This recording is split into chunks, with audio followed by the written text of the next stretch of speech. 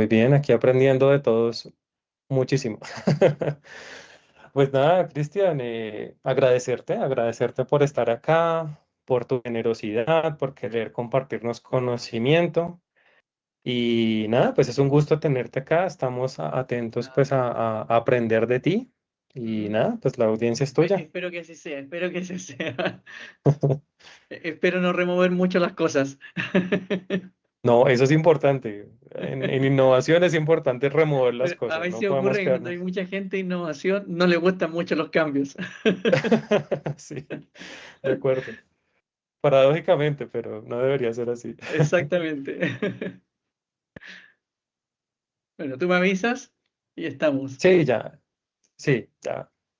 Cuando quieras proyectar, el espacio ya es tuyo. Ok, voy a proyectar, déjame preparar todo.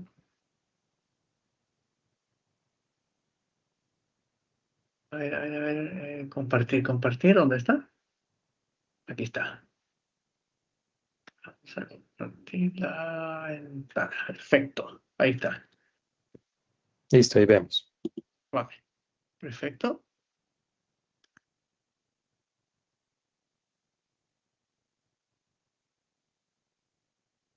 De una sola persona no lograría todo esto. ¿Listo? Por otro lado, bueno, creo que tienes ahí la otras redes transmisión. Sociales, si nos quieren seguir en Esa la Sí. LinkedIn, puedes poner en silencio. Las otras redes que están ahí publicadas también, ahí lo mismo. ¿Me avisas? Sí, ya. Ujú. Vale, Sí, ya puedes arrancar, ahí ya estamos viendo. perfecto, perfecto. Bueno, ¿cómo están? Aún te veo hablando en YouTube. Ah, sí, es que hay un pequeño Hay un delay. O delay, un sea, delay. sí, o sea, lo que Vale, hablamos acá se escucha 30 segundos allá. ok, Entonces, entonces esa comenzamos, transmisión en ¿no? YouTube, ponla en silencio y aquí ya te enfocas. Perfecto, comenzamos, comenzamos. Dale, dale. Oye, pues buenas tardes a todas y a todos, o buenos días, porque estamos justo al mediodía, en algunos en el hemisferio norte ya a la hora avanzada, hemisferio sur estamos por otros lares. Bueno, es un gusto estar aquí en la Semana de Innovación, agradezco la invitación de los organizadores y a Oscar Caicedo. Y bueno, me presento un poquito, ya contaré un poquito más quién soy. Eh, Tengo 58 años, estoy a 5 días de cumplir 59. Así que, y trabajo en innovación desde el año 1996. Yo creo que muchos no habían nacido en esa época, pero ya estábamos hablando de innovación en Chile, cuando era rarísimo hablar de innovación. Y lo que les voy a compartir ahora es una mirada no voy a decir una mirada de 30 años, porque a lo mejor alguien me va a decir, bueno, todo lo antiguo es malo o lo viejo es malo, y otros dirán que bueno conocer a alguien que va a contar 30 años de historia de innovación, ¿no? Pero más que hablar de historia de innovación, voy a hablar de tres crisis económicas. Y en realidad la innovación siempre ha ido atado a crisis económicas o a intentar tapar los muertos, como se llama. Por eso decidí llamar a esta presentación lo que no te dicen de la innovación, y con una pregunta bien curiosa, que es si hay vida después del post-it y el design thinking. Eso en ese sentido es un poco anecdótico porque hoy día hay que poner post-it en innovación y hay que hacer design thinking, pero ¿qué pasaba antes y después? Seguirá existiendo, pero también hacíamos innovación sin esto. Y sobre eso es lo que voy a hablar y voy a contar una serie de anécdotas, historias, datos. Ya siempre me gustan datos. Por ahí puse alguna foto de algún conocido, porque siempre en estas charlas dice que hay que poner a Elon Musk para vender innovación. Entonces, esas cosas voy a ir comentando. Un poco sobre mí. Bueno, salí de la universidad en el año 1990 en una carrera de 6 años, cosas de Chile que se mantienen. Todavía en Chile existen las ingenierías. O sea, las ingenierías se estudian en 6 años. ¿Y por qué lo comento? Porque mientras todo el mundo quiere ir a 4 años, Chile sigue en 6 años. ¿Ya? Pero eso es curioso porque va contra la corriente, va contra todas las tendencias, pero lidera innovación en Latinoamérica. Creo que fui el primer doctorando en salir de Chile a estudiar innovación el año 96. De hecho, cuando yo gané una beca gubernamental y cuando dije que me iba a estudiar innovación, me preguntó el funcionario, un funcionario por lo demás muy preparado en temas de posgrado, no era un ignorante, pero me preguntó qué era innovación. Cuando se lo expliqué, me dijo, tú nunca más vas a volver a Chile. Y parece que acertó. Yo soy chileno de origen, español por segunda nacionalidad. resido en Ecuador, me muevo entre varios países y eso que me dijo tenía razón. Con los años me he ido dando cuenta que parece que fue el primero.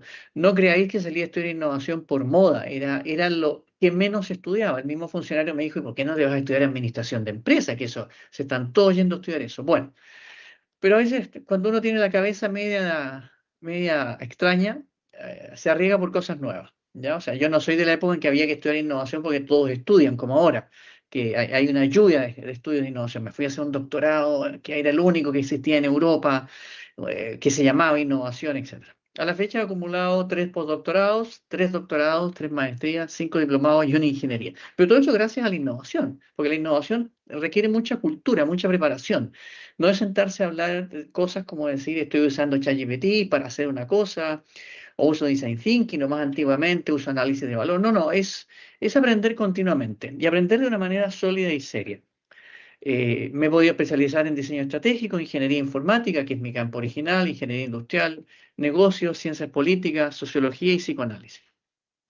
He sido director de cooperación internacional, curiosamente, director de innovación y nuevos negocios. Fui subsecretario de gobierno electrónico en el Ecuador, o sea, conozco el mundo público, conozco el mundo, el tercer mundo, el cuarto mundo, porque además fui director de oficina en una fundación y tengo mi propia consultora que se llama Stade Consulting. Participo en varios jurados y comités técnicos internacionales de innovación, inteligencia artificial, estrategia, como ICDEC y AMLA, y en varios países también colaboro también en jurados y revistas como Colombia, Ecuador, España, México, Perú, entre otros. Actualmente soy evaluador externo del Ministerio de Ciencia, Tecnología, Conocimiento e Innovación. Soy miembro del Consejo Consultivo de Transformación Digital de la Asociación Latinoamericana de Entidades de TI de Latinoamérica, España y Portugal. Y me han nominado para ser director de su comité de innovación. Soy profesor de doctorado en ecosistemas de emprendimiento e innovación y de ecosistemas digitales y estrategias de marca. Soy director de proyectos en consultorías BID.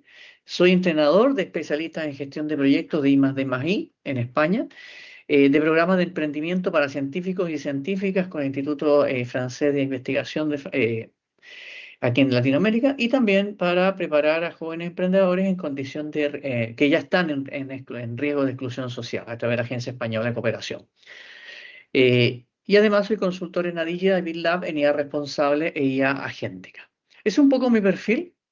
Esto es un poco mi carrera profesional. No solamente me he dedicado a estudiar, sino que también he trabajado en la vida profesional, lo he equilibrado bastante bien. Y lo que puedo decir es algo importante y que espero que sea válido para toda la presentación de ahora en adelante. Y es que básicamente, cada país es distinto. La innovación se desarrolla de manera distinta porque los países somos muy distintos, somos muy diferentes. Y en ese sentido, no es lo mismo hablar de innovación en Chile, en Colombia, en España, en Ecuador, en Costa Rica, etcétera, porque está muy influenciada por las culturas organizacionales y por aquello que no se ve en la innovación, el aspecto legal, el financiero, el laboral, etcétera. Eh, Coloco esta diapositiva que es un poco abundante, pero esta fue el motivo por el cual postulé. Este fue lo que yo mandé a Semana de Innovación para presentar mi tema y con el cual fui aceptado. Porque yo me hice varias preguntas. ¿Qué pasa cuando se acaban los post-it? ¿Qué queda cuando pasa la moda de un buzzword, una palabra de moda? ¿Qué hace cuando el design thinking ya no funciona? ¿O no te has dado cuenta que no está funcionando? ¿O qué ocurre cuando tu organización habla de innovación de la boca para afuera? Entonces, quería hablar de esas cosas, pero no de herramientas, sino de lo que pasa después. Y al final de mi presentación de mi tema para estar aquí hablando a ustedes, me preguntaba yo mismo que a lo mejor esta charla puede ser incómoda, probablemente, pero espero que sea enriquecedora. Vamos un poco a remover mente. Comúnmente cuando pensamos en innovación nos imaginamos una serie de cosas, ¿ya? Como una nave espacial, una ampolleta, etcétera. Y comúnmente nos encontramos con todo esto. Que innovación es una nave espacial que está muy chévere, muy de moda, una lámpara, una bombilla prendida, un teléfono móvil con unos post-it. Y eso es lo que muchas veces vemos de la innovación. Pero también hay algo que se sabía hace años sobre la innovación, y aquí pongo 3 referentes importantes, como es Peter Drucker, que ya advertía que la innovación requiere gestión sistemática, no inspiración espontánea. Porque ahora parece ser que nos vamos a juntar a hacer un taller y ahí va a salir todo. No, no, la innovación es la cosa más agotante está mal dicho, agobiante y desgastante que existe intelectualmente.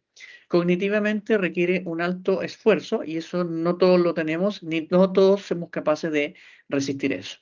La presión y el tiempo de estar pensando de una manera distinta, pero no es inspiración espontánea, no es sentarse a hacer un taller de brainstorming para sacar ideas. Tom Peters, hombre ligado a las marcas, documentó en su libro In Search of Excellence que las empresas que innovan de verdad tienen estructuras, no solo cultura. Y eso también ya se sabía hace años, y claro, Tom Peters no lo podemos decir. Otra cosa que eso que él dice no se quiera difundir, porque claro, tenemos muchos consultores hablando que hay que hacer culturas de innovación, liderazgo, y claro, y lo que dice este señor va muy en contra, y Tom Peters hasta el día de hoy lo dice. Y Clayton Christensen, otro de los grandes gurús de la innovación en temas de teoría de la innovación disruptiva, explicó muy claramente por qué las empresas fallan ante la innovación disruptiva. Y no por falta de post-it, sino por falta de visión económico-estratégica. Es decir, nada que ver con lo que vemos a diario. Mucha ideación, poco impacto. Según McKinsey, el 84% de las empresas están atrapadas en los pilotos por más de un año. Y eso es verdad, yo lo he visto, lo he constatado. Llevan años haciendo pilotos y llevan años con el mismo piloto. No tenemos fondo para el piloto no funciona, cambiaron las condiciones del piloto, el jefe no autoriza el piloto, pero parece ser que el piloto es la excusa para no hacer nada, no es la organización. Según Pricewaterhouse, dos estadísticas más, el 54% manifiesta a las empresas tener dificultades para conectar innovación con negocio. Salen innovaciones, pero no entran al portafolio. Y ese es un defecto. No es que la organización no lo quiera, sino que quienes trabajan en innovación desconocen este aspecto importante de la innovación, que debe estar en el portafolio de negocio. No es lo mismo tener un modelo de negocio que esté inserto en el portafolio de negocio. Eso es mucho más difícil. Y eso lo he constatado. Hay muchas iniciativas muy buenas con excelentes modelos de negocio, pero no entran en el portafolio, ni siquiera modifican la estrategia. Y luego tenemos el 65% que dice que cultura y comportamiento son decisivos. Y esto es importante porque hablamos ya de comportamientos, ya, de comportamiento. No es solamente un tema de cultura. Voy a hablar del sesgo del inocente. El sesgo del inocente es ese sesgo en que uno se queda con los casos exitosos. Innovación está plagado de eso. Y aquí pongo el caso de Crocs, porque todos hablamos de que Crocs fue un gran caso de éxito, un emprendimiento genial, que cuando fue a presentarlo los inversores no tuvieron visión y después fueron exitosos. Pero si uno mira la otra cara de un inversor está viendo 50, 70, 80 ideas en un día y es natural que algo falle. ¿Cuál es el problema de la innovación? El sesgo del inocente, que nos quedamos con lo exitoso. Tampoco nos preguntamos cuáles exitosos fueron sostenibles en el tiempo y cuántos no exitosos que no están en la prensa han muerto realmente, pero también cuántos que no están en la prensa fueron seleccionados por los inversores y son hoy día excelentes negocios. Entonces, el sesgo del inocente es un mito. Y si esto lo sabemos hace 40 años, ¿por qué seguimos organizando hackatones como si fueran la solución? Esto yo sé que puede estar golpeando, pero es así. ¿Ya? De hecho, el otro día conversaba con una organización española y me decía que ya no quieren hacer más bootcamp, porque están formando técnicos que ni siquiera saben cómo funciona una organización. O sea, tienen gente que sabe usar herramientas muy puntuales, pero no personas que tienen el concepto sistémico, holístico, integral de lo que es un sistema tecnológico, un sistema organizacional, y lo estaban ya dejando de lado el tema de los bootcamps, y los hackatones van por la misma vía. Hacer cosas no es transformarse. Muchas organizaciones llaman innovación a workshops, laboratorios, hackatones, post-it, sesiones creativas, fotos y selfies. La innovación real, como ya he introducido, exige decisiones, foco, inversión, ejecución, escalamiento y sudor intelectual. El más difícil de todos. No todos estamos preparados y por eso decía, cada país es distinto. Según la calidad educativa de cada país va a influir mucho en cuánto podemos sudar intelectualmente. Yo he constatado que hay países debo generalizar, pero obviamente hay matices, en los cuales es más difícil tener jornadas de trabajo intensas que otras, pero hay una correlación casi directa con el ranking global de innovación. Innovación no es culpar a la cultura, las personas, falta de dinero, poco apoyo, falta de estrategias o políticas y a un montón de excusas. Eso no es innovar. Para la innovación eso es normal y qué bueno que eso sea así y que exista. Es requerir también innovaciones colindantes, es decir, innovaciones que se tienen que hacer previas a la innovación que yo quiero sacar adelante, porque probablemente mi innovación central, por llamarla así, va a necesitar cosas que no existen y voy a tener que innovar en otras cosas. Y eso, un taller de Design Thinking y un POSIT no lo ven, porque se concentran en algo específico, pero no en todos los sistemas que hay que construir. Hay que aceptar también que yo soy la cultura. Eso de cuando dices que la cultura falla o la cultura no entiende o el trabajador no lo hace así. A ver, ¿y tú qué eres en la organización?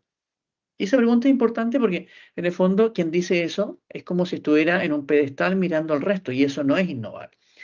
Uno es parte de la cultura y la está construyendo día a día.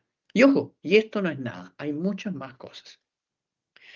Hay innovación fuera de lo digital. Aquí les coloco una de nuestras últimas actividades en la cual yo participé con mi equipo, en donde apoyamos a mujeres científicas con proyectos de investigación muy avanzados, todas ellas con un doctorado, y que las ayudamos a llevar a niveles de emprendimiento, pero no emprendimientos pensados en hacer un espectáculo, sino también que su emprendimiento diera lugar a la creación de una empresa. Y eso es importante porque la innovación, si la innovación va a apoyar el emprendimiento, que no son lo mismo, debe hacer que el emprendimiento llegue a la creación de una empresa.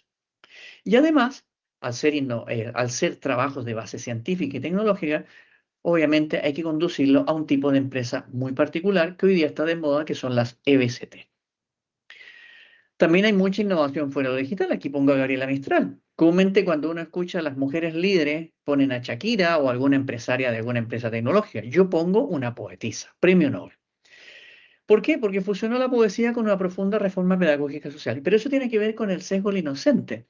Claro, si no te, hay mucha gente que si no le dicen que esta persona es innovadora, es incapaz de abrirse a encontrar más innovaciones fuera de lo que le están hablando. Pero ojo, tampoco pensar que cualquier cosa es innovación. Hay que tener presente que 5, 3% de todo lo que se está hablando en el mundo es algo realmente innovador. El resto serán otras cosas muy útiles. Pero coloco a Gabriela Mistral porque, claro, nosotros leemos a Gabriela Mistral en el colegio, a veces encontramos algo por ahí, alguien posteó un meme, pero si uno va a la historia de ella, ella fusionó la poesía con una profunda reforma pedagógica y social que para los años, que ya se darán cuenta por la fotografía que es muy antigua, era realmente no solamente una innovación en la forma de preparar la poesía, redactar el escrito, la narrativa, el discurso, sino también el abordar un tema que estaba prohibido y menos que lo podía hablar una mujer. Pero esto es importante porque también quiero decir que no nos quedemos con el sesgo del inocente de decir que las mujeres líderes y emprendedoras son las directivas de empresa o también son cantantes o deportistas. Hay muchas mujeres anónimas que están haciendo muchas cosas interesantes. También una cosa importante es hablar del efecto Seebeck aplicado a la innovación. El efecto Seebeck es un efecto mecánico, termodinámico, que habla de que surge energía cuando tú pones dos metales distintos a diferentes temperaturas.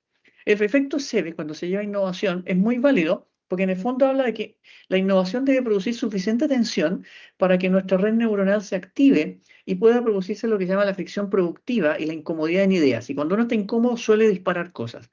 Y eso es importante y eso tiene que ver con la cultura, porque muchas veces cuando hablamos de construir una cultura de innovación, cosa que he dicho que no es lo necesario, sino que se necesita una estructura detrás de la cultura, es que tratamos de homogeneizar. Uno dice, la cultura de innovación tiene que ser así. No, una cultura que queremos que sea proactiva de innovación debe funcionar con el efecto SEBE. O sea, poner personas literalmente opuestas y a diferentes temperaturas o ritmos de trabajo. El problema es que tratamos de homogeneizar la innovación y no nos vamos al efecto CIBEC. ¿Cuáles son los mitos? Nos han vendido que innovar es llenar pizarras de ideas y seguir 5 pasos mágicos. Pero hay cosas, ¿cierto? Hay muchas más cosas que se pueden hacer. Muchas organizaciones se quedan atrapadas en la forma y olvidan el fondo.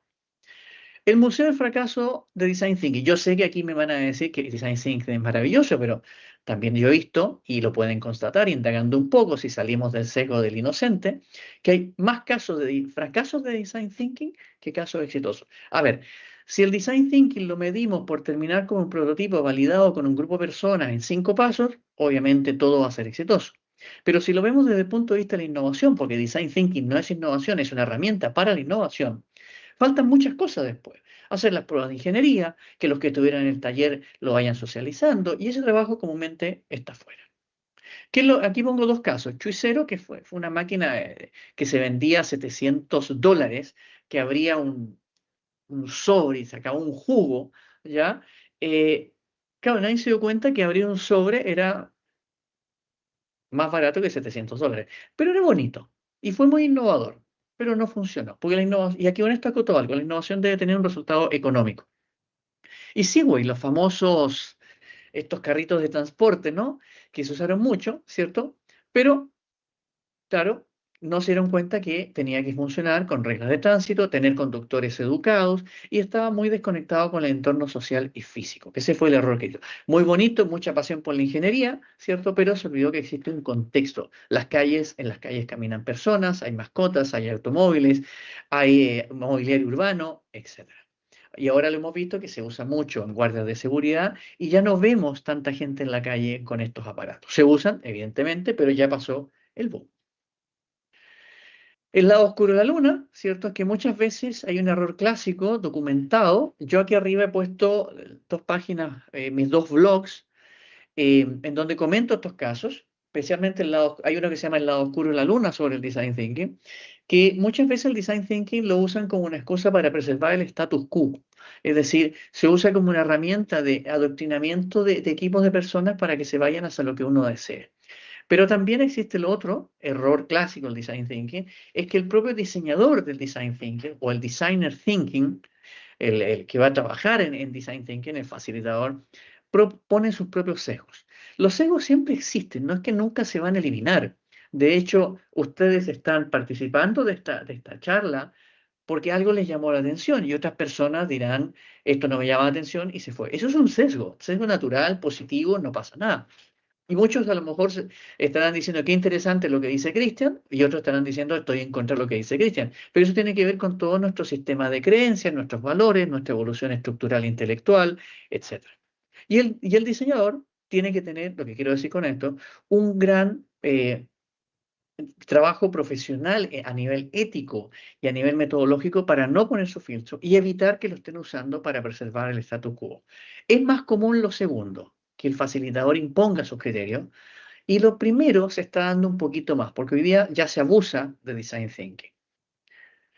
Sin design thinking ni post-it. Bueno, se hicieron todas estas cosas. Peter Drucker, uno de los primeros que formalizó escritos sobre innovación, dijo que la innovación venía de 7 fuentes y no han cambiado con el tiempo. Lo que pasa es que muy poco, yo hago clases de doctorado y me sorprende, yo hago clases de ecosistema e innovación, que el 85% de los doctorandos que tengo no conocen a Peter Drucker.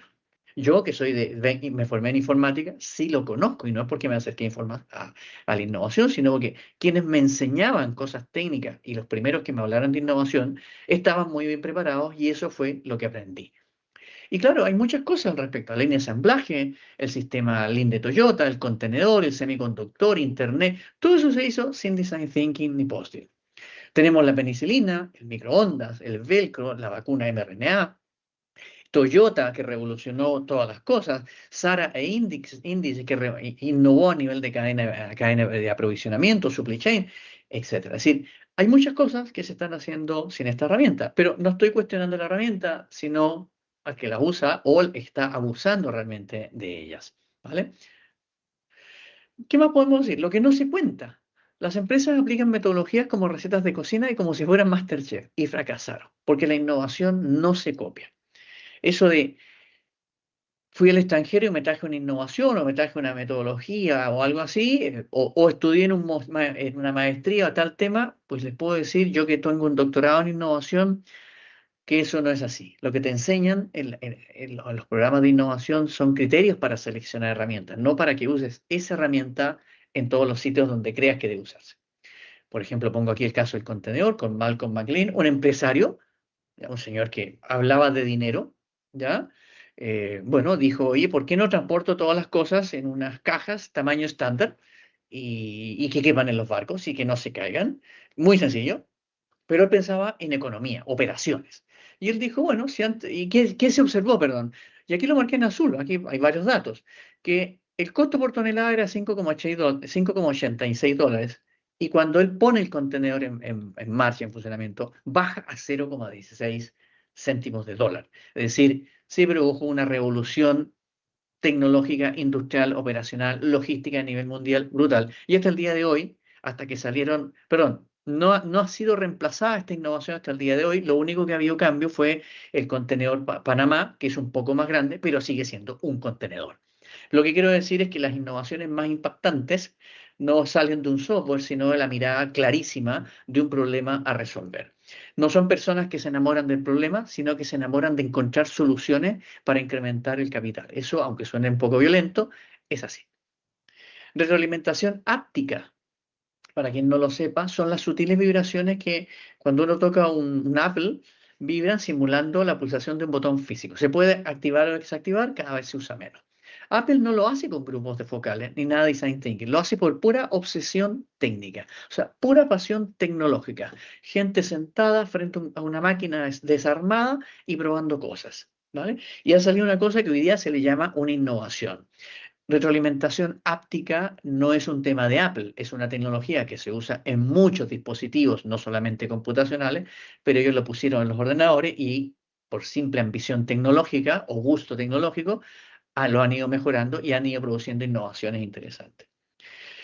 Laboratorios Dell con Mervyn Kelly, ¿ya? Que produjo muchas innovaciones en base al azar y la profundidad científica. Sacaron el transistor, la teoría de la información, los sistemas Unix, C++, que son la base de, bueno, gracias a que esta charla se esté haciendo a través de una videoconferencia, tenemos todas estas cosas, ¿ya? Eh, lo que ellos promovían más era moverse por muchos sitios, pero construir cosas, no quedarse, como se diría hoy día, en el post-it. Una de las fallas que tiene la innovación hoy día es que se queda en el post-it y luego, ¿qué hacemos con eso? Pues muy bien, gracias, foto, selfie y somos felices. ¿Ya? No era tanto muévete rápido y rompe cosas. En una empresa como Bell, romper cosas no es sencillo. Y esto también lo claro porque muchas veces la innovación nosotros la vemos como ligada al software. Y el software tiene una lógica cultural muy simpática, que como que no vemos el daño, salvo que hablemos con un fabricante de software de, de tráfico aéreo. Ellos funcionan distinto, porque ellos saben que si hacen un software que falla, pues será muy grave y probablemente tengan perjuicio penal a futuro. Los que hacen el software de submarinos, y por ejemplo, ustedes verán o sabrán que, por ejemplo, el software de control de los aviones, ya cuando va a despegar o va a aterrizar el avión, en ese minuto el piloto toma el control porque se confía más en el ser humano que en la máquina. Sé que puede ser extraño y cada vez se avanza más en que haya menos interferencia humana, pero todavía no se cambia porque no se ha encontrado nada que reaccione como un ser humano. Pero más allá de eso, lo que quiero decir es que tenemos que alejarnos de esa innovación sencilla en la cual si algo falla, apago el computador y ya se reseteará y arranco de nuevo. No, hay innovaciones en las cuales eso no se puede hacer porque tiene un costo económico, humano o incluso empresarial muy grande. ¿Qué es más allá de de la metodología? La innovación es práctica social. La innovación siempre va a ser social. Son personas conversando, ¿ya? Son personas conversando en igualdad de condiciones o dentro de ámbitos de respeto. Surgen contextos, culturas y crisis. Por eso al inicio decía que de mi experiencia en más de 15 países, la innovación no es la misma. No es la misma. Uno puede incluso llevar los mismos métodos y va a funcionar distinto. Por eso los profesionales de la innovación, que me quiero considerar yo más que un experto o especialista o PhD en innovación, prefiero decir que hablemos de profesionales de innovación, se preocupan mucho de analizar muy bien quién tienes al frente. Y el primero que se indaga es al directivo. Porque la innovación no cabe en un Canvas, ni en un workshop de 2 horas, ni en 300 post-it, ni en ChatGPT. ¿Qué estamos gestionando? Esa es la pregunta. Esta fue una presentación que hice el año 2019 en Chile y les mostré el proceso de innovación que se hacía. Está el proceso de ensoñación, que es poner muchos post-it.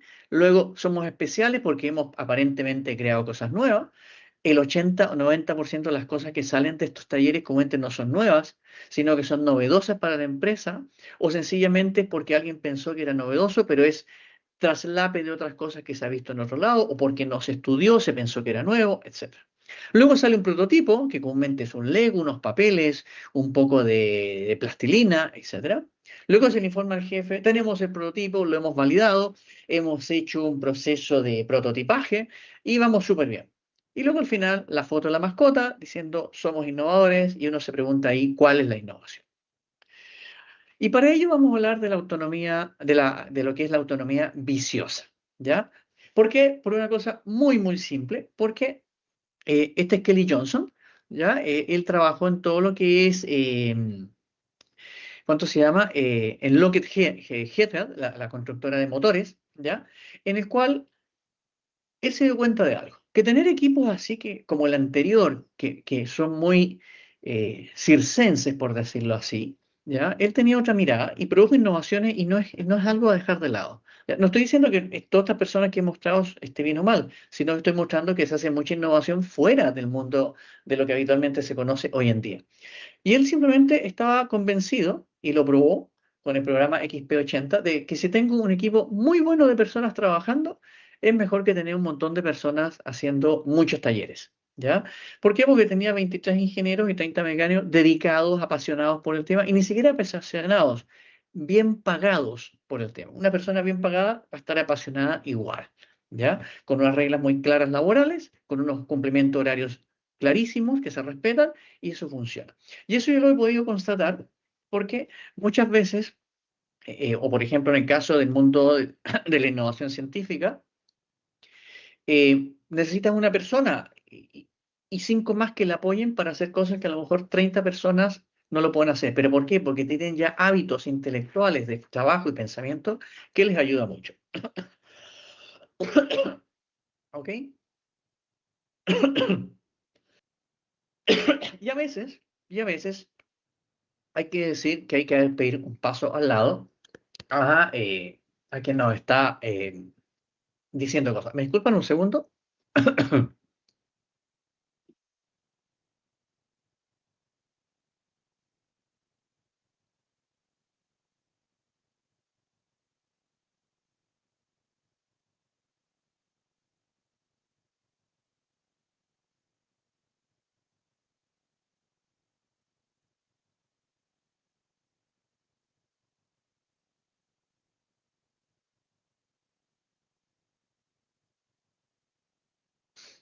He vuelto. Como les decía, a veces hay que pedir que el equipo de innovación dé un paso al lado. Es la incómoda metáfora y también necesidad. A veces hay que pedirle a los equipos de innovación que llevan organizando talleres creativos que deben reconocer en algún momento que hay que evolucionar, que eso no es innovar, hay que ir a la zona oscura de la innovación, aquella que no se ve. Significa que el área de innovación deje de ser el lugar donde se hacen cosas bonitas y pase a ser el lugar donde se toman decisiones incómodas. Y no me refiero a despedir gente, sino a recrear el negocio, de construir el negocio. Significa que el innovador más peligroso no es el que tiene más ideas, es el que sabe matar las ideas. Y la zona de confort de un equipo de innovación puede ser el mayor obstáculo a la innovación de su organización. Este último es muy fácil de detectar, que es cuando dicen, no, no, es que si no sigues nuestra metodología de innovación, no estás innovando. Cuando uno escucha eso, es que el equipo de innovación construyó su propia zona de confort. Y eso es lo peor que puede pasar porque la innovación hace crecer las zonas de confort, las recrea, las deconstruye, pero nunca crea una y se queda allí. Y una cosa importante, y si el departamento de innovación desaparece, ¿qué ocurre? Bueno, muy simple. Si la organización sigue muy bien, pues sobraba. Eso también lo he constatado a lo largo de los años. O sea, muchas empresas han creado departamentos de innovación para crecer, lo hacen desaparecer, pero la organización no pasó nada. Entonces la pregunta es, ¿qué hizo ese departamento de innovación? Y cuando uno indaga, pasa todo lo que he contado al revés. Por eso a lo mejor esto que estoy contando no es una charla de herramientas, sino que es una charla para estrategas, para gente que está pensando en cómo sacarle el máximo partido a la innovación. Nuevos caminos. Necesitamos hablar de innovación invisible, profesional, que ocurre en la vida, en la gestión cotidiana, en la vida diaria. Es la adaptación silenciosa, que es donde ocurre la innovación. Puse a los más para llamar la atención, porque si no ponía a los más, mucha gente va a pensar que esto no es una charla de innovación. Pero no, voy a hablar de los principios iniciales, los first principles, que los aplica Elon Musk, que es muy simple. Es preguntarte dónde tu innovación falla. Él cuando hizo todo el proyecto de SpaceX se dio cuenta que le salía todo muy caro. Y ojo, estos principios son más antiguos que Elon Musk y yo. Son principios de design engineering. Se preguntó, oye, si me cuesta tan caro todo el proyecto SpaceX, tengo que ir a ver, desmenuzar ya la cuenta de gastos. Ya, fijaos, la cuenta de gastos y ver dónde están los costos. Y descubrió algo que lo más caro y lo que le hacía disparar el costo del proyecto, y esto mismo le pasó con Tesla, era la burocracia de la organización. Y por eso el combate a la burocracia. Pero no es porque está en contra, sino porque encarece el producto final. Pero ¿dónde está lo importante aquí? que algo tan sencillo y tan elemental que está en la formación de muchas instituciones universitarias no se usa. Pero también es porque muchas veces los que trabajamos en innovación le tenemos miedo a desmenuzar las cuentas de resultados, a desarmar la contabilidad. Nos da miedo, como que eso no es innovación. Pero sí, la innovación necesita eso. Lo otro es la autoetnografía, que nuevamente ponga a Steve Jobs, pero lo que voy a hablar es algo que se conoce hace décadas antes de que naciera Steve Jobs y Christian Stein, que es muy sencillo. Si vas a hacer algo innovador, pruébalo contigo mismo y tus seres queridos y también los no tan queridos porque esos te van a disparar. Los queridos te van a aplaudir, pero te pueden decir alguna cosa. Pruébalo contigo mismo. Es decir, si me vas a vender un par de zapatos o zapatillas, úsalas un año entero y luego me cuentas. Eso se llama autoetnografía. Yo he observado mucho que, por ejemplo, en las áreas de software, que es donde más debería aplicarse esto, de hecho, la etnografía se aplica mucho en los departamentos de ingeniería informática y en las organizaciones, especialmente a nivel de etnometodología, es que los que hacen los sistemas no lo prueban consigo mismos. Simplemente dicen, oye, esto funciona maravilloso, tiene las mejores técnicas de regla y como lo construyeron, saben cómo usarlo. Pero cuando se lo pasan a una persona que no lo construyó y no tiene la lógica de construcción de algo, de un sistema de software, no sabe usarlo y pasa a ser el usuario torpe que no sabe usarlo. Y esto es la autoetnografía. En innovación, la autoetnografía es genial. Los equipos de innovación deberían aplicar autoetnografía después de terminar un taller de Design Thinking.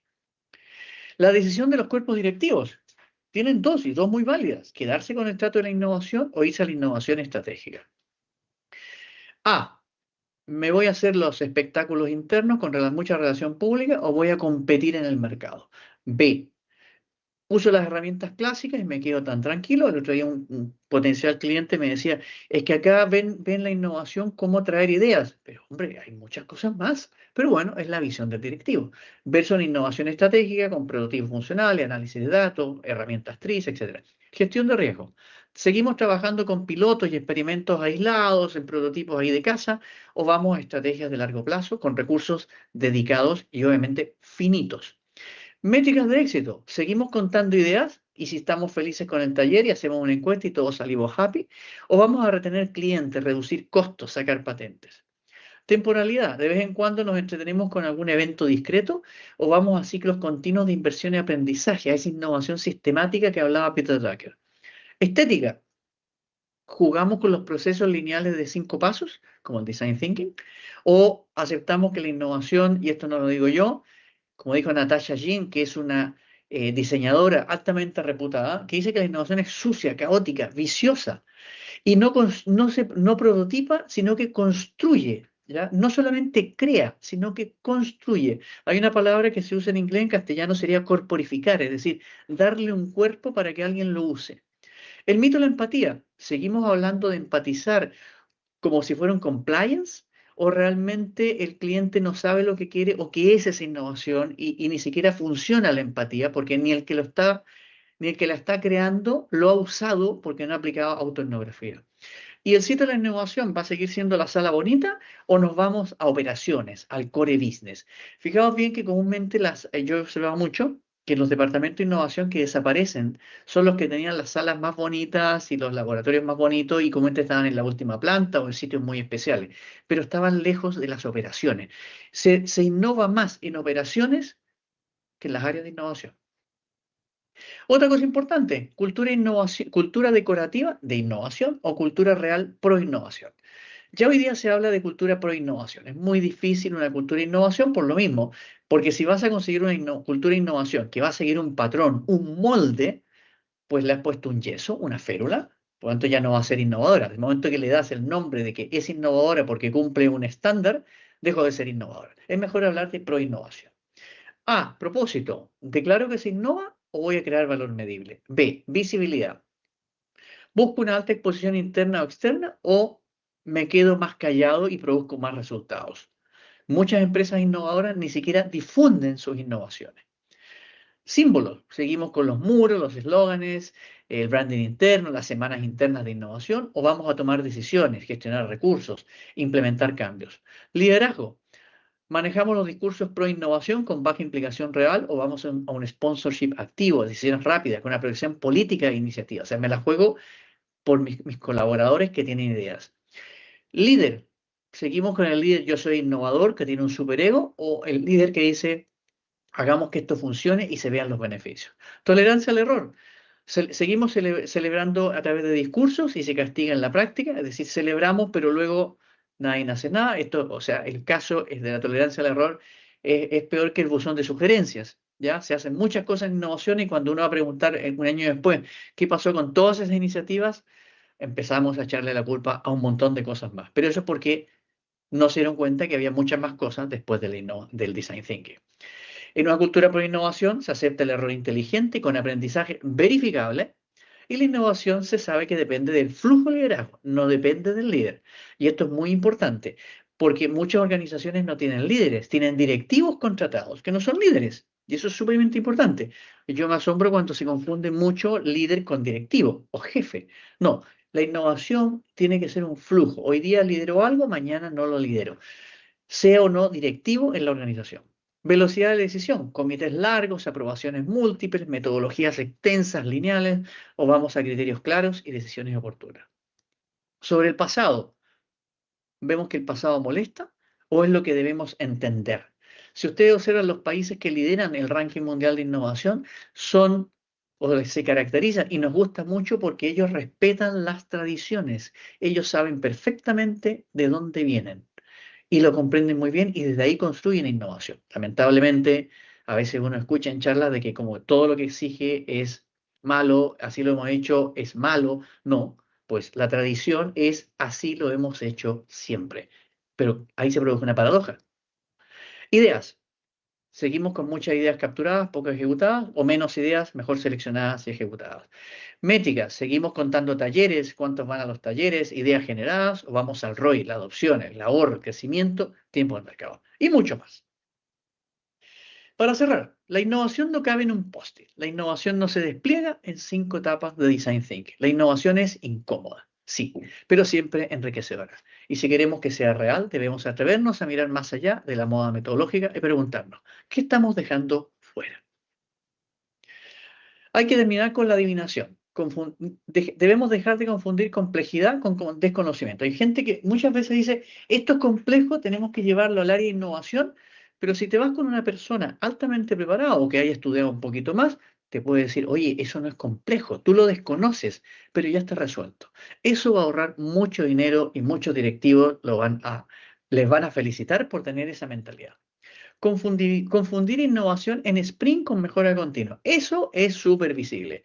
Estamos innovando a través de sprint, vas a mirar lo que están haciendo. Oye, esto es mejora continua. No hay nada más. ¿Ya? Confundir post-it con creatividad. No, el post-it y la creatividad pueden ser sesgos o herramientas de sesgo. Confundir innovación con creatividad. La creatividad es una herramienta de la innovación y la creatividad para hacerse sostenible necesita la innovación, pero existen independientemente. Confundir el camino con la finalidad. Pensar que porque uso una metodología de innovación estoy innovando. Hay que ver los resultados, la finalidad. Y en fin, hay demasiadas confusiones hoy en día. Hay que pasar de la ideación a la innovación científica y aumentada. Aquí les he puesto al ingeniero Scott de Star Trek. Ustedes dirán que tiene que ver este señor acá, más allá de poner alguna cosa anecdótica. Comúnmente ponen imágenes de Star Wars, esas cosas. Pero esto es en serio, ¿eh? Es pasar del co-científico de inteligencia artificial al co-ingeniero con inteligencia artificial, en donde vamos a coexistir a través de la ingeniería, de la inteligencia artificial agéntica, con equipos de humanos y agentes de IA. Pero voy a comentar el caso de Scott. Aquí está el actor en la primera versión de Star Trek cuando era una serie, en los años 60, 70, y esta en unas últimas versiones cuando llegó al cine en película ya en los años a inicio de siglo. El ingeniero Scott es considerado dentro de la Federación Galáctica de que está por detrás de toda la historia de Star Trek, como uno de los ingenieros más prominentes y más brillantes de toda la galaxia. Y él es un usuario de la inteligencia artificial, pero él es una persona que le delega a la inteligencia artificial tareas operativas, como lo que hemos hablado. Y él deja su cerebro libre de las tareas operativas para usar esa libertad neuronal que tiene para seguir pensando cosas más complejas, mientras la inteligencia artificial con sus agentes sigue haciendo cosas. Y cuando él ya lo vuelve algo rutinario, se lo pasa a la inteligencia artificial. Por lo tanto, él va a estar siempre por encima. El problema es que la gente está usando la inteligencia artificial para pensar menos. Y ya se ha detectado que hay problemas cognitivos en algunas generaciones más recientes por usar mucho la IA, y eso que llevamos 2 o 3 años. Desafíos, bueno, pasar del circo al impacto estratégico, del show de 48 horas a una temporada de ejecución integral, sistemática. Eso las empresas lo van a cuestionar mucho y también muchos responsables de innovación no lo van a ver porque muchas veces se quedan sin portafolio. Pero se quedan sin portafolio porque comúnmente lo que ellos llaman su portafolio de innovación son problemas que la empresa no ha resuelto, pero no se han dedicado a encontrar nuevos problemas o nuevos desafíos para complicarle la vida, la competencia, con cosas que la competencia no tiene. Es tener métricas invisibles contra clichés corporativos. Ser más realista. No hay que contar ideas, eso ya no funciona. Liderazgo de puente en ambientes hostiles. Se habla mucho de tipos de liderazgo. Yo escucho siempre en eventos, hay, no sé, como 200 tipos de liderazgo y no sé cuál funciona. En realidad es básicamente un liderazgo que permita estar activo en esto que se llama ambientes hostiles. El fenómeno de cívico, o sea, voy a tener personas que no se conocen, son diametralmente opuestas, trabajan en áreas distintas. Debo generar un poco de tensión para que se vayan soltando. Eso es también generar un ambiente hostil. Hostil no significa que se agarren a golpe, es generar el espacio para que nuestra red neuronal se active. Escalamiento cognitivo va más allá del pensamiento crítico, ¿ya? Eso va a ayudar a pasar mucho el pensamiento por analogía y sesgo, que es lo que hoy día sufrimos. O sea, oye, ¿por qué yo tengo esta opinión? Eso es escalamiento cognitivo, que va más allá del pensamiento crítico. El pensamiento crítico muchas veces se queda en cuestionar los fundamentos de algo, pero aquí es preguntarse por qué yo estoy pensando de esta manera, por qué yo rechacé esta idea. Hoy escuchaba una historia de la Segunda Guerra Mundial en el cual un piloto en la Segunda Guerra Mundial probó una luz que permitía desde los aviones iluminar grandes zonas. Se le vio como un problema porque obviamente que un avión en plena batalla prenda un foco para iluminar se delata, ¿no? Pero gracias a eso lograban detectar más puntos donde estaba el enemigo. Y cuando presentó esto al comité militar para que le autorizaran el trabajo de ingeniería que iba a dar lugar a modificar muchos aviones, y había mucho costo detrás, bueno, lo primero que se encontró fue, oye, estamos de acuerdo que hay que hacer cosas, pero aquí no podemos ponernos a modificar aviones y prototipar porque todos los aviones son valiosos. Ya no podemos perder ni un avión ni pasarte uno para que pruebes. Pero alguien por ahí dijo, oye, ¿han mirado las estadísticas? Y ahí empezó el escalamiento cognitivo. Le dijo, mira, en este minuto nosotros tenemos 0,3% de eh, de éxito en cualquier combate naval, que era en el fondo la finalidad. Sin embargo, este señor que está aquí hablando, ¿no? Nos dijo que él el otro día pidió prestado un avión, hizo una prueba y pudo destruir, entre comillas, porque no los destruyó, porque no iba armado, pero lo pudo haber hecho, 3 submarinos. Dijo, esa estadística rompe todo. Yo sé que están todos en contra, pero apostemos por este proyecto. Y es uno de los proyectos más exitosos que hasta el día de hoy lo usamos en la vida diaria, en los teléfonos, cuando prendemos la luz del celular. La incomodidad como motor de valor, principio de CIBEC, como lo mencioné, no hay que ser resiliente, déjense de hablar de resiliencia, hay que ser propositivo. No se trata de salir de la zona de confort, sino de crear una nueva, aumentar la zona de confort. Eso decirle a la gente, sal de tu zona de confort, es un poco absurdo. El primero que tiene que salir de la zona de confort es el que está en innovación. Y ya les he dicho que comúnmente ellos construyen su zona de confort o se meten a áreas de innovación para estar cómodos donde nadie los moleste. Pero no es ese el trabajo. Operaciones está haciendo innovación. Y el mundo es wicked, es decir, es un mundo donde los problemas son irresolutos, nunca tienen solución fija. No es Buca ni Bani, el mundo es NEPT. No estamos para tonterías. Eso es el mundo, ese es el mundo real. Y eso es lo que tiene que tener presente la persona que trabaja en innovación. Y hay vías después del post y el design thinking, ya se los he dicho, muchísima. Formalmente está la gestión de la innovación, el financiamiento, la protección, la confidencialidad, el dominio técnico y algo muy importante, poco bla bla y más construir. En concreto, ser un profesional de la innovación hoy exige trascender el instrumental básico. Requiere la valentía de enfrentar el desorden de la praxis real, la disciplina de los datos y la integración de la IA, que pasan a ser un socio cognitivo para construir, no crear solamente, construir, corporificar lo que realmente importa. ¿Qué importan? Soluciones que funcionen mejor, cuesten menos o ambas cosas. Y también, ojo, se puede hacer innovación sin post-it ni design thinking. Muchas gracias por su atención. Aquí está el código QR que me han pedido que lo coloque al final. Ha sido un gusto poder exponer estas ideas. He estado dentro del tiempo. Sé que he hablado muchos temas. No solamente hablé desde la teoría, sino desde los 30 y tantos años hablando de innovación. La primera vez que, acoto como anécdota, la primera vez que escuché la palabra innovación fue el año 1987 en la universidad, que un profesor le explicó y le explicó muy bien. No la sacó de hoy día sería de una red social, pero no la sacó de cualquier sitio, la tenía muy clara. Muchas gracias y quedo atento a las preguntas, si ha habido alguna, obviamente, y creo que estamos en tiempo. Muchas gracias a los Gracias, organizadores, Cristian. Semana de la Innovación NATAM, y Oscar, muchas gracias por haber aceptado este tema. Gracias a ti, Cristian. Tenemos aquí un par de preguntas. Bueno, y también invitación a la audiencia que si todavía no ha formulado su pregunta, pues envíela de una vez. Acá nos preguntan, ¿qué opinas de Lean Startup? ¿Pasa lo mismo que con Design Thinking? Por supuesto, por supuesto. Pero no por Lean Startup, es por los que abusan de las herramientas. Y mira, yo Mm, tengo casi 59 años, dije que estoy a 5 días de los 59. Yo cuando partí, había gente, no, es que hay que usar este método. Design Thinking tiene 10 años. Yo partí en innovación en 1996. Design Thinking no existía, se hacía Design Engineering. Que eso, yo creo que si lo aplicamos en los equipos de innovación, se va a la mitad, porque es la cosa más compleja, pero más robusta que hay. No, no es el tema de Lean Startup ni Design Thinking. Yo lo puse porque había que llamar la atención, obviamente, ¿ya? Sino que sencillamente es, no abuses de la herramienta, no digas nada que imponga una herramienta en sí misma. Lean Startup es buena, pero hay que saberla cuándo aplicar, ¿ya? ¿Cuándo aplicar? Mira, yo voy a contar un caso. Yo tuve que preparar, lo mencioné, chicos en condiciones de riesgo, y me dieron, hazle un curso de emprendimiento e innovación. A ver, en riesgo de exclusión social, ojo, no sé si alguien ha trabajado con eso. Es una muy buena ejercitación en los trainers de innovación. Pues son personas que ya están fuera del sistema financiero, no van a pedir préstamos. Ya el sistema bancario los dejó fuera porque no son sujetos de crédito. Sus opciones de desarrollo profesional son bajas. Van a aspirar a oficios. Y tú les vas a hablar de emprendimiento. Y me ponen a mí entre los requisitos en el contrato. Hay que hablar de Lean Startup. O sea, fuera.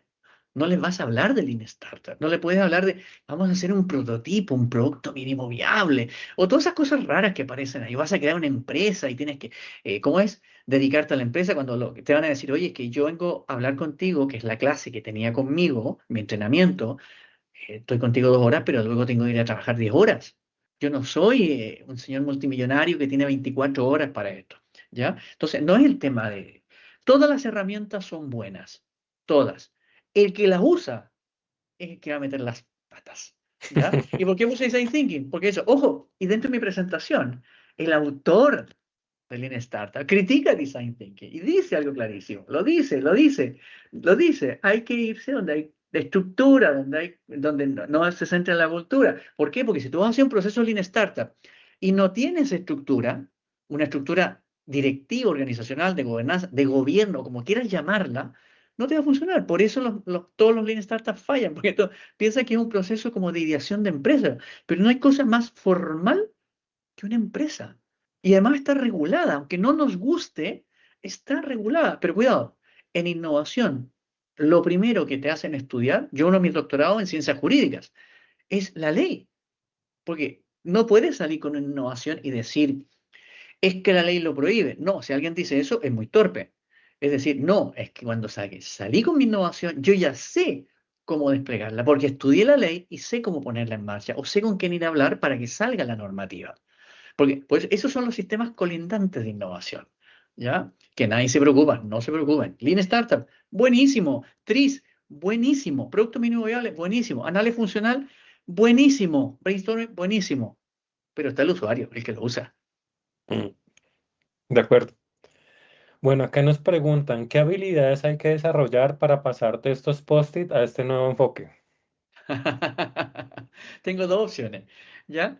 Perdón que me río porque ya cuando uno ya tiene casi 60 años se puede reír de muchas cosas, ¿eh? Y yo he estado como en 6 países haciendo proyectos y cosas de este estilo y cada 10 años me cambian todas las herramientas. Al que preguntó Lean Startup, el 2008 no existía, el 97 no existía definitivamente. Entonces, y si me preguntan qué se hacía antes, hacíamos otras cosas, pero igual se innovaba, ¿ya?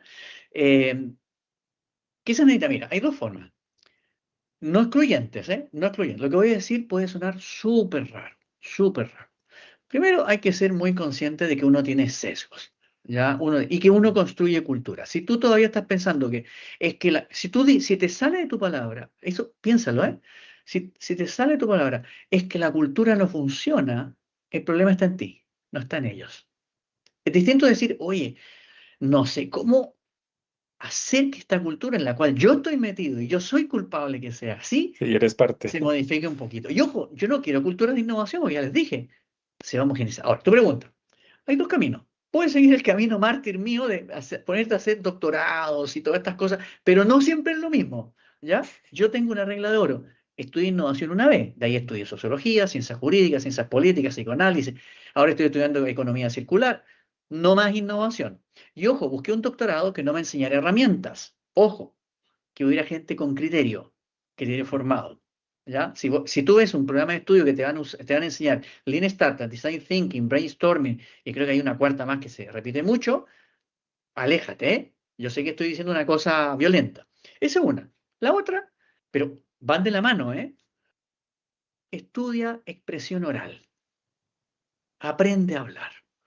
Ojo, y no busques esos cursos donde te van a decir tienes que hablar alto, elevado, levantar los hombros. No, no, uno que reconozca lo tuyo. Yo tengo Mm. una gran colega que ella tiene un problema de timidez y ella lee, o sea, hace sus presentaciones leyendo. Y ella convirtió eso que todos los cursos de expresión oral lo consideran un defecto, una ventaja. Entonces, búscate eso. Segundo, clown, payaso. Es la mejor herramienta para integrarte en cualquier cultura organizacional o grupo antropológico. Cualquiera. Porque el clown tiene que integrarse para sacar la risa ante cualquier Mm. actor. No va a imponer la risa, va a encontrar el punto de la risa. ¿Qué te dicen los cursos de innovación? No, es que la cultura tiene que alinearse al modelo. La cultura es la cultura eres tú. O sea, ya está. Entonces, clown, expresión oral, clown. Y la última, escritura narrativa. Mm. Yo no he hecho curso de escritura narrativa, pero le he intentado meter mano, sé que es dificilísimo, un curso de 20 horas, eso que andan por ahí, no es bueno, es una cosa larga, pero escritura narrativa, porque explicar lo que es una innovación necesita saber leer, Ujú. Y hablar. escribir y escuchar. Y una capacidad que yo comparto. Miren, si tú quieres validar si alguien sabe innovación, es mirarle la cara a alguien ante tres preguntas. Primero pregúntale al siguiente, ¿te gusta enseñar? Seguro que te van a decir que sí, que lindo, me gusta enseñar, compartir, etcétera. Hazle la segunda pregunta. Ya, ¿te gusta enseñar? ¿Quieres aprender? Por supuesto, yo estoy aprendiendo. Cuando yo le dice, pero aprende bien, tienes que estudiar profundo, ahí como que muchos salen corriendo. Ya, una cosa es leer una cosa en Facebook, o digo Facebook, perdón, lo viejo que soy, o no. ¿Ya? O en una red social porque facilito. Le pido a ChatGPT que me dé un resumen, pero no tienen ni idea los fundamentos que está detrás de todo esto. Pero la tercera es la difícil. ¿Quieres ser enseñado? Esa es la más difícil. Ahí les van a poner caritas, pero miren los ojos, aprendan a Mm. ver la mirada. Todos les hacen, muy sí, claro, pero eso es lo más difícil. ¿Pero por qué es importante la tercera? Por innovación. Uno todos los días, o sea, yo puedo garantizar que hasta el día de hoy, yo sé muy bien lo que tengo que hacer y lo estoy haciendo muy bien, cosa que mucha gente que trabaja en innovación no lo sabe. Se queda en el post-it. Y los que lo hacen muy bien es que agarran el post-it, hacen el plano, hacen el croquis, hablaron con cuatro departamentos, validaron cosas y se fueron a acostar. No empezaron a pensar en el siguiente taller. Y lo otro importante, digo, lo terminé así, pero mañana yo no sé lo que va a pasar. Por lo tanto, mañana puede ser que tenga que aprender cosas que no me gustan o me pueden ser incómodas, pero tengo que estudiarlas.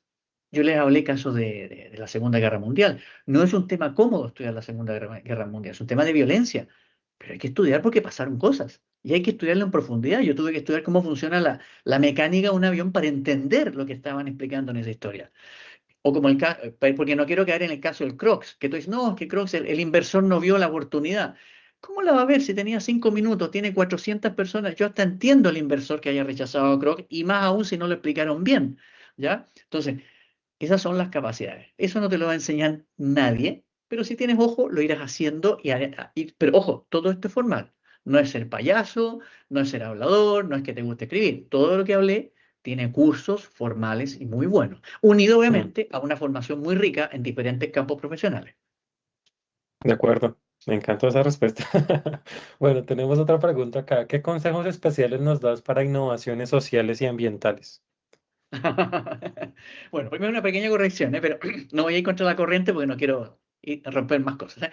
Todas las innovaciones, las más de 24 documentadas oficialmente, porque hay como 80 que salen por ahí, hay 24 que tienen libros reputados, reconocidos, 24, 20 o 30 me puedo equivocar, pero no hay más, ¿ya? Todas son sociales, porque toda innovación busca el beneficio del ser humano. Si lo quieren más claro, puede ser mi familia, o sea, primero yo, obvio, no voy a innovar para complicarme yo mismo. Mi familia, mis amigos, mi entorno social, mi país, es social. Bien, ahora, yendo a tu pregunta, ¿qué consejo doy para innovación social? Pues mira, design thinking se te va a complicar. Yo no sé la persona que me preguntó si está refiriéndose, yo he hecho trabajo campo en terreno, ya en terreno, me refiero en comunidades rurales. Empatizar no funciona, porque nunca te has criado ahí ni vas a vivir ahí. O sea, tú vas unas horas, llegas en un vehículo y te vas, ¿ya? ¿Qué pasa entre que te vas y vuelves? No lo sabes. O sea, empatizar es dificilísimo, poder decir que entiendo la realidad. No, estás haciendo un proceso hermenéutico, estás interpretando lo que esa persona te quiere contar. Entonces, lo que tienes que trabajar son herramientas como esta, la etnografía, ¿ya? Entenderlo, ¿ya? Porque la innovación social necesita eso. Te mira, pero eso no es innovación. Por supuesto que sí. Sí es entendimiento del ser humano en su territorio.